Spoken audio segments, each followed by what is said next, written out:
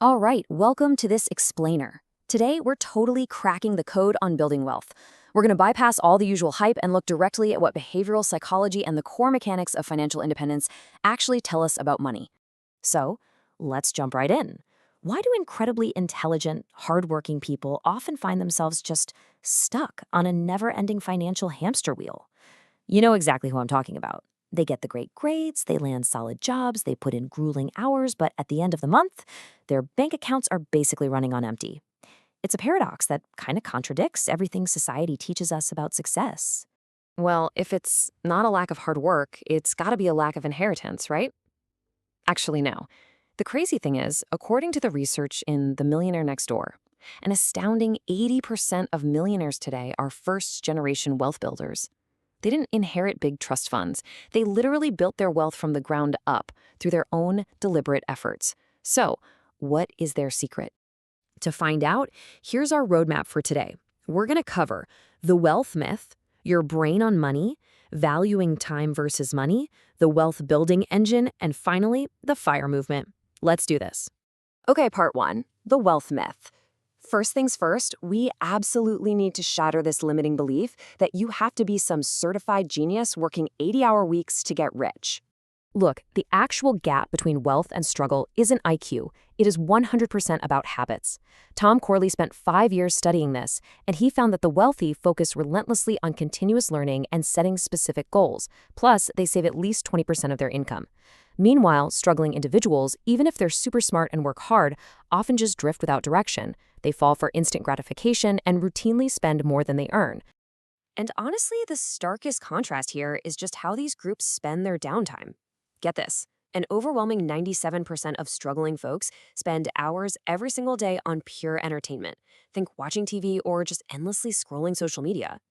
On the flip side, 76% of the wealthy dedicate that exact same chunk of time to learning, reading, and self-improvement.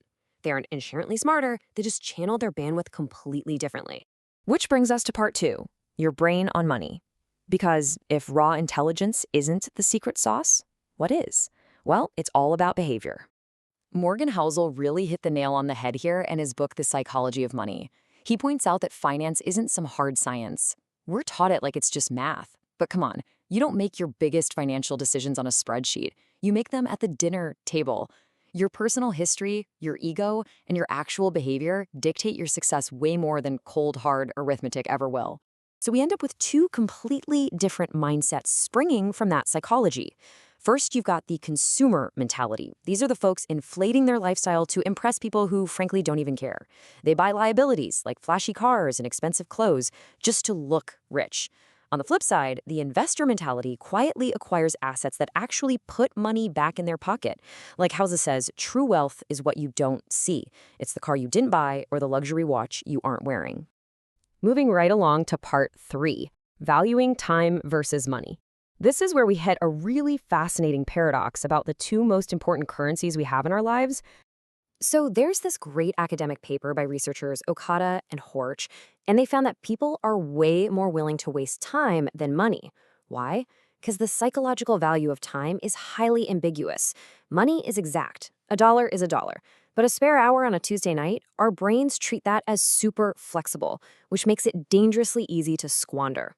Because of that fuzziness, when we have a bad experience, we just write off lost time as a flexible sunk cost. Sat through a terrible 2-hour movie? Whatever, you shrug it off. But man, we will stubbornly guard a $50 bill with our lives.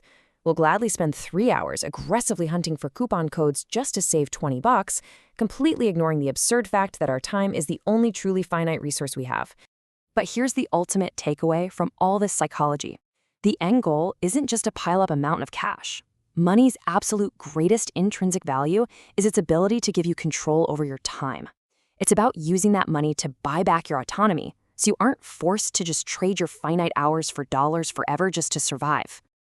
Okay, part four, the wealth building engine. Let's pivot away from psychology for a second and look at the actual nuts and bolts. How do you turn your income into an actionable blueprint for lasting wealth? Whiteboard Finance gives us a really solid, no-nonsense blueprint here. First off, you gotta build high-income skills. You literally can't invest if you don't have the capital to start with. Second, Invest early and often to harness the time value of money. Third, create multiple income streams, because relying on just one paycheck is a massive uncalculated risk. And finally, seriously, stop wasting money on depreciating liabilities. And the reason we always say invest early and often is all about compounding. Compounding is literally your best friend in the world. Just to put it in perspective, putting away just $300 a month over 40 years at an 8% return, that inches you close to $1 million. It's not about winning the lottery. It's about small, consistent elements snowballing into something massive over time. All right, final section, part 5, financial independence, retire early. What exactly happens when you take these wealth engines and push them to the absolute extreme? You get the FIRE movement. Financial independence, retire early. This whole subculture is about hyper-efficiency. I mean, they are pushing savings rates way past that standard 10 or 15% your typical financial planner recommends. We're talking 50, sometimes 75%. The whole goal is to completely eliminate the need for a 9-to-5 job, decades before you hit standard retirement age. Just look at how the math shakes out here. If you save the standard 10%, you have to work for 9 whole years just to buy 1 year of living expenses.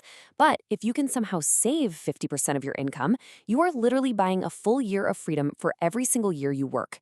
And at a 75% savings rate, just 4 months of work buys you an entire year of your life back. That is wild. Now, to hit those crazy savings rates, a lot of people use a strategy called geographic arbitrage. Basically, you keep a high-paying remote job, but you move somewhere drastically cheaper. Imagine pulling in a US-based tech salary but living on a beach in Mexico, Portugal, or Thailand, where your housing and daily expenses are just a fraction of the cost. The difference goes straight into your wealth engine. But hey, FIRE definitely isn't a one-size-fits-all deal. There are all these different flavors tailored to how you want to live. You've got lean FIRE for the super frugal, and fat FIRE for the folks who still want a luxurious lifestyle, which obviously requires a much bigger portfolio. Then there's barista FIRE, where you basically semi-retire and work a low-stress part-time job just to score health insurance. Or coast FIRE, where you invest super heavily in your 20s and then just comfortably coast to retirement without needing to invest another dime. If you want to actually do this, there's a strict playbook you gotta follow. First, calculate your target number. That's your annual expenses multiplied by 25. Second, plan around the 4% rule, which means you can safely withdraw 4% of your portfolio every year to live on. And finally, you have to strategize around life's wildcards, like figuring out private healthcare and dodging early withdrawal tax penalties. Whether your goal is a totally normal retirement or going hardcore FIRE, this Morgan Housel quote absolutely nails why we're doing this in the first place. We don't build wealth to show off. We don't do it to buy status symbols. We do it to buy the absolute freedom to choose exactly how we spend our day. So I'm going to leave you with this final thought. If the true value of money is simply buying back your time, and time is literally the one resource you can never ever get back, what are you spending your time on today? Is it actually bringing you closer to your freedom? Thank you so much for joining me for this explainer, and I'll see you in the next one.